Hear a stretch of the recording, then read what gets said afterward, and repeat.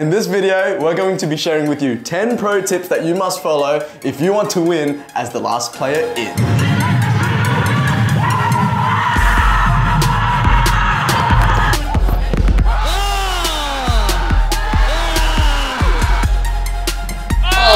It's so confident with his catches.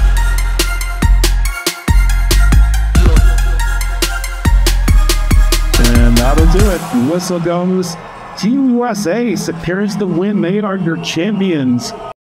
Tip number 1 is commit to a catch. Catching is a very smart, momentum-swinging play which changes the odds of the game. A catch has the power to turn a 3v1 into a 2v2, which is a massive advantage when you're last in. Most people don't think to catch, and they try to play it out when the score and the time is against them, because you want to get that clutch, you want to get all that glory, but sometimes the best thing to do is just catch the ball. You bring in a player and they help you finish the set. You save energy, you save time. If you get out anyway from trying to catch, that's okay, you move on to the next set. When is it appropriate to catch? It's appropriate to catch if you don't have energy left, when they're getting tired, if you're not hitting, if you notice they're accurate, if the time's running out. It's appropriate to catch if you've tried everything else and you haven't tried catching yet.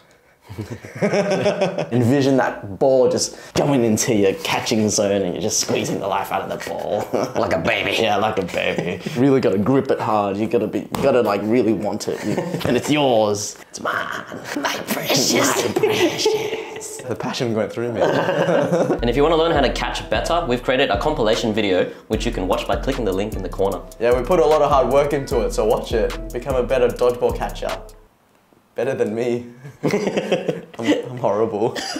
Tip number 2, shot selection. There's 3 ways you can try to go about who to select to target. Number 1 is to prioritize your weak links. Find players who aren't as good with their defense and try bring the numbers down. Get them out first and then leave the strongest player to the end. Focus on the closest threat. They're the most immediate threat that's likely to throw next. If you get them out, it gives you more time and space to react to others. Number 3, observe their patterns and their movements, because sometimes you can predict where they're going to move, and if you have a well-aimed throw, then you can exploit those tendencies and get them out, and that way you can bring the numbers down. Be smart with your selections, with your shot selections.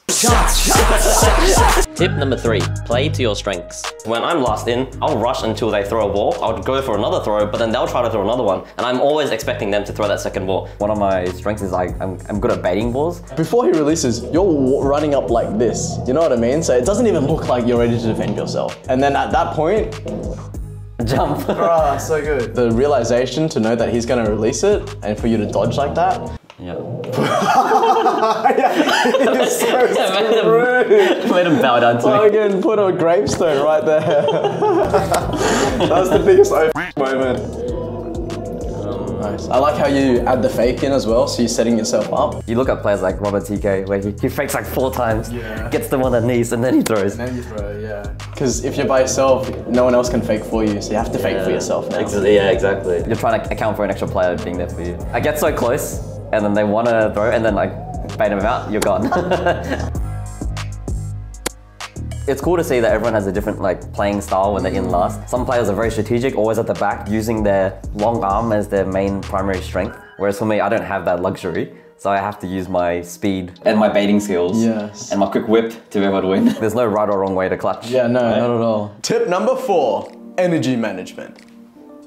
When you're last in, energy management is crucial. If you gas out too quickly, you won't have enough energy to get out the players. Controlled breathing. Usually when you're last in, your breathing is quite rapid because you're stressed. Make sure you breathe properly. Take deep breaths whenever you can. When you have a chance at the back line, when they're making the move to come up and throw, control your breathing, and this can help just oxygenate your body. That can help you manage your energy and last a bit longer. Efficient movement. Move in a way where you are not needing to exert a lot of energy. Put yourself in positions where you're not running up and down all the time. Make sure when you're moving with purpose. Just exerting little bits of your energy bar, small bits at a time, so that you can last a full 40 minutes. Make each throw count. When you're last in, you have very limited resources. It's just you and the balls, and your balls are precious resources. Make sure that the ball that you throw, you put your 100% into it, trying to be as accurate as you can, making sure that it counts. Make sure you know what the score is and the time is of the game, whose advantage it is as well. Maybe you don't need to throw, but then you can put in that extra throw just to be a bit more unpredictable. Here are some general dodgeball fatigue management tips. Hydration and nutrition. Stay hydrated, drink plenty of water, and make sure you have plenty of fuel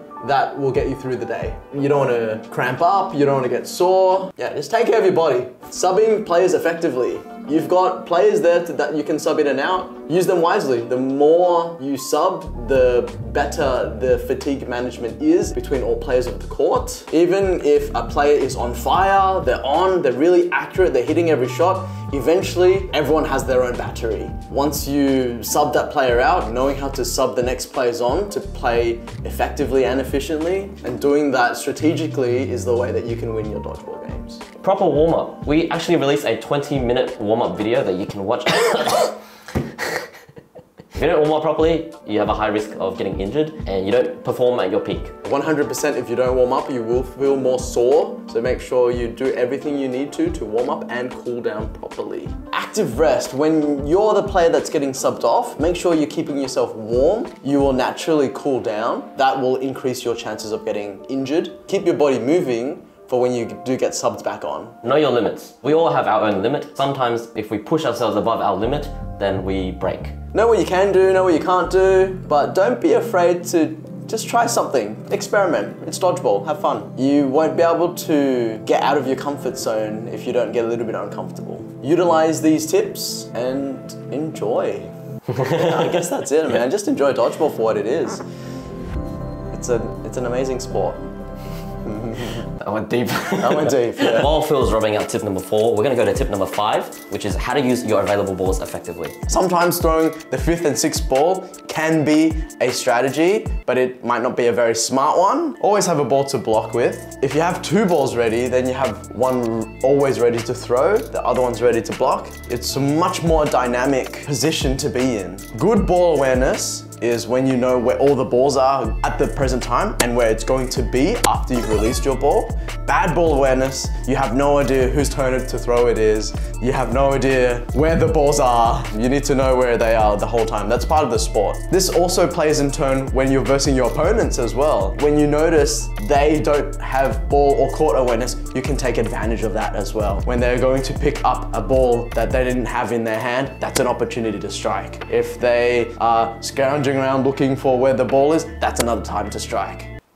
Good luck. Tip number 6 is well-timed pre-throws. Make sure when you pre-throw, you are timing that perfectly. Just before they throw, make it super accurate and super well-timed. You'll catch them off guard every time. Sometimes the other players are expecting you to do a pre-throw as they're moving up to the line. Sometimes if they do a fake and you immediately do a pre-throw, you're giving them an extra bullet to use against you. Do you think you should pre-throw when you have 2 balls only and they have 4 balls? I think you can, just to be like, hey, I'm still gonna be unpredictable. But also, if you do get it and you give them an extra ball, depending on how many players the other team has, could also put your life in jeopardy for the next set throw. Tip number 7, Phil's 3 secret ingredients to clutching. I love what you're doing there. You have a lot of active defense. You're not just sitting there in the corner in a blocking position. Yes. You're adding in a fake, making them question their decisions a little bit.